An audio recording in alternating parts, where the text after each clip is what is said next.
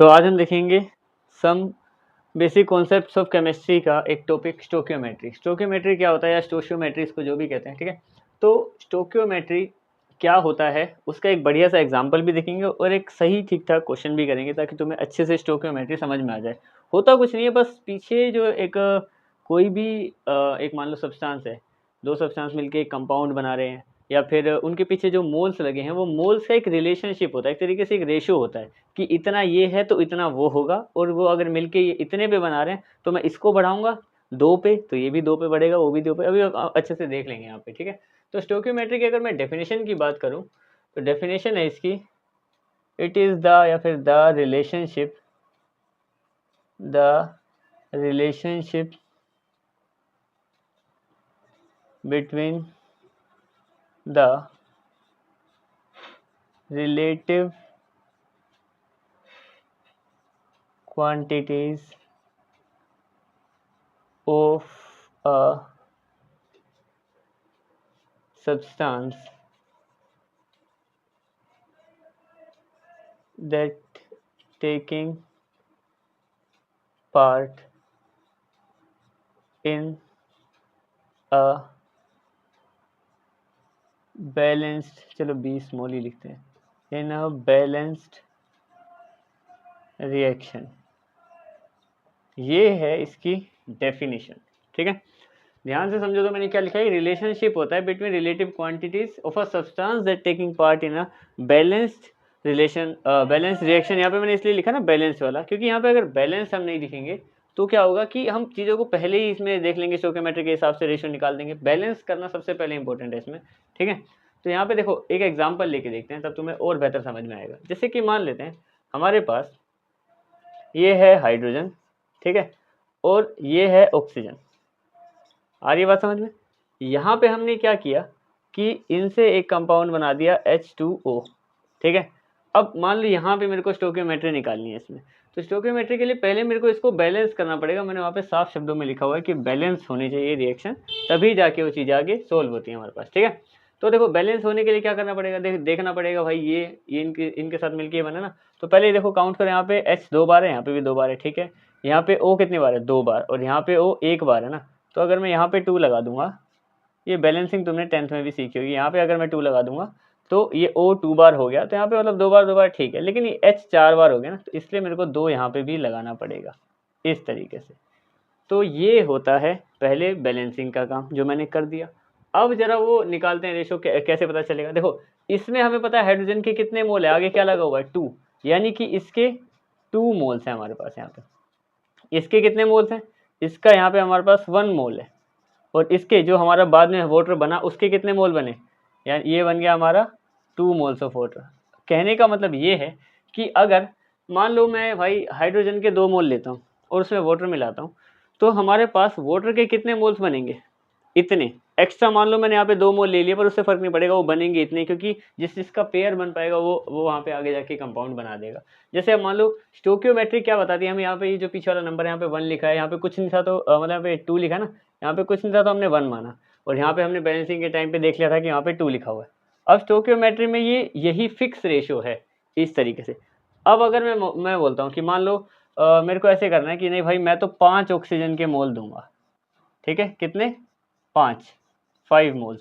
तो स्टोकियोमेट्री यही कहती है जो रेशो इनके साथ है वही रेशो नीचे भी चलेगा। अगर मैं 5 इसको दे रहा हूँ ना, इसको मैं 5 टाइम्स बढ़ा रहा हूँ, तो मेरे को इसको भी 5 टाइम्स बढ़ाना पड़ेगा, यानी कि मेरे को हाइड्रोजन के कितने मोल्स देने पड़ेंगे, 10 मोल्स। और अगर ये सब करेंगे हम लोग तो हमारे पास कितने मोल्स बन जाएंगे, ये प्लस तो खैर इसमें लगाने की जरूरत नहीं है। अगर मान लो कुछ इस तरीके से अगर हम इसको करें, तो अगर यहाँ पे 2 1 2 है तो यहाँ पे 10 5, यहाँ पे भी 10 ही होगा।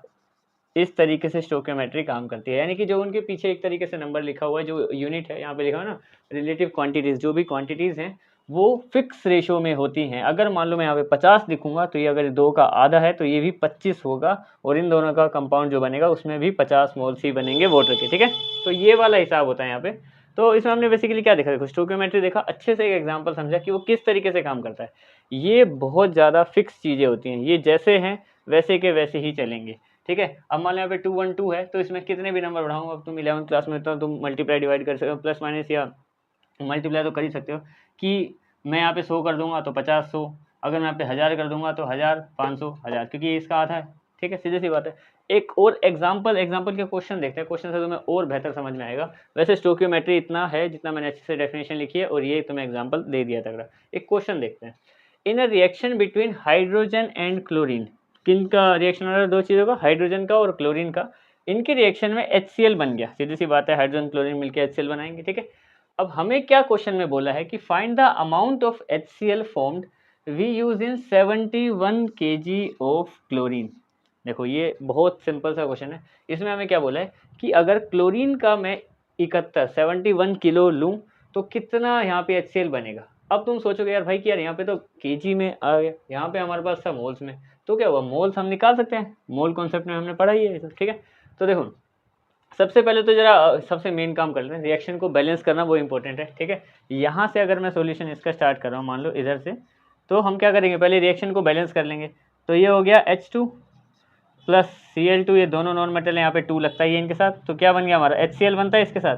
अब HCl बनेगा तो बैलेंस करनी पड़ेगी इक्वेशन। अगर हमें बैलेंस करनी है इक्वेशन, ध्यान से देखना, अगर मान लो हम इसको बैलेंस करूँगा तो यहाँ पे मैं सिर्फ एक 2 लगा दूँ, अगर मैं यहाँ पे सिर्फ एक 2 लगा दूंगा तो यहाँ पे 2 H भी हो गए, 2 Cl भी हो गए, उसी तरीके से, तो यानी कि यहाँ पे मेरे 2 लगाने के बाद इक्वेशन बैलेंस हो गई।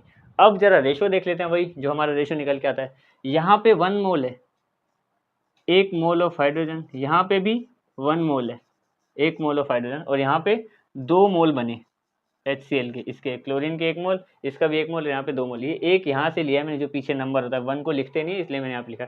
जैसे यहाँ पे 2 था तो मेरे को 2 लिखना था, यहाँ पे 1 नहीं था तो मैंने लगा दिया खैर, पर 1, और यहाँ पे भी 2, तो ये मेरे पास बैलेंस इक्वेशन हो गई। अब ये मोल में है और हमें क्या करना है, हमें निकालना है केजी में। तो सबसे पहले क्लोरीन से ही शुरू करते हैं। देखो क्लोरीन के मोल्स निकालेंगे पहले इसके, क्योंकि अगर क्लोरीन के मोल निकाल दिए तो उससे डबल ही तो बनेंगे। क्लोरीन के मान लो मैं मोल निकाल दूं तो HCl के पता चलेगा कितने बनेंगे, और फिर उसको केजी में कर देंगे कन्वर्ट। देखें सबसे पहले देखो कैसे करेंगे।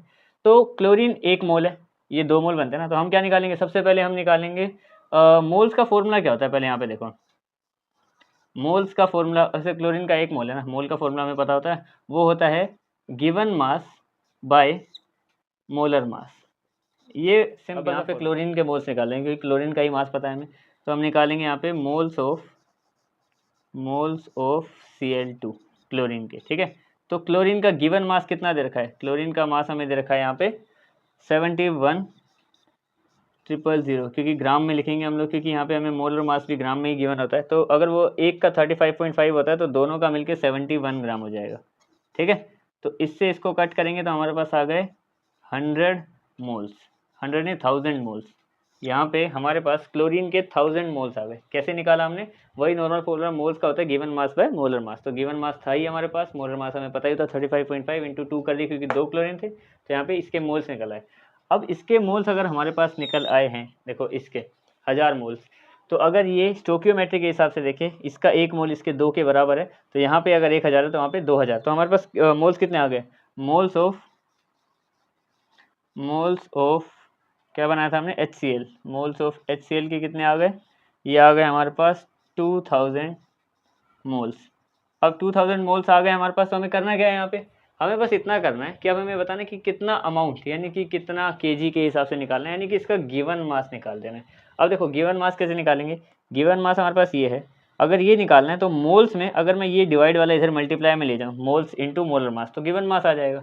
तो हम क्या करेंगे यहाँ पे, मास ऑफ HCl निकाल देंगे। अब mass of HCl equals to, ये कितना हो जाएगा हमारे पास, moles multiply molar mass, moles और मोलर मास को मल्टीप्लाई कर देंगे तो काम बन जाएगा। मोल्स कितने हैं 2000, ये आ गया हमारे पास 2000 मल्टीप्लाइड बाय, अब मोलर मास कितना होता है, देखो HCl का मोलर मास कितना होता है, Cl का हो गया 35.5, H का हो गया 1, तो 36.5, ये आ गया हमारे पास 36.5, इतना आ गया। इनको अगर हम सोल्व करेंगे तो ये आ जाएगा हमारे पास 73,000 ग्राम्स, और अगर हमें केजी में बताना है तो ये आ जाएगा 73 kg, इतना HCl बनेगा यहाँ पे। क्लियर है बात। देखो क्वेश्चन क्या था, क्वेश्चन बड़ा सिंपल सा था कि रिएक्शन कराएंगे हाइड्रोजन और क्लोरीन की। हाइड्रोजन काफ़ी हल्का होता है, ठीक है। हाइड्रोजन में ऐसा नहीं है कि ये दोनों आधे आधे हैं वजन के हिसाब से, हमें पता है हाइड्रोजन 1 ग्राम होता है और ये 35.5 ग्राम होता है, ठीक है। उस हिसाब से अगर मान के चलें तो इन दोनों में बहुत फ़र्क है। इसमें सिर्फ क्लोरीन का बोला कि वो 71 है, क्लोरीन अकेला, ठीक है। तो HCl जो बनेगा, हमने देखा पहले इसको बैलेंस करा, ये 2 टाइम्स आया। फिर हमने क्या किया भाई, क्लोरीन का हमें एक गिवन था, तो यहाँ से इसके क्लोरीन के मोल्स निकाल दिए। अब इसके मोल्स पता चल गए तो इसके डबल हैं, तो स्टोइकियोमेट्री के हिसाब से डबल, तो बिल्कुल रेशो सेम चलता है। तो यहाँ पे ये हो गए 1000 के 2000, यहाँ पे 2000 मोल्स हो गए। अब ये जो 2000 मोल्स हैं, यहाँ से हमने क्या किया, HCl का मास निकाल लिया जो कि 73 आ गया। स्टोइकियोमेट्री हमने यहाँ पे लगाई कि हमने इनको देखा कि ये कितना था, जैसे स्टोइकियोमेट्री में यहाँ पे भी समझ रहे थे। ठीक है, तो यही होता है स्टोइकियोमेट्री का कॉन्सेप्ट। आज के लिए इतना ही, मिलते हैं नेक्स्ट वीडियो में। That's it.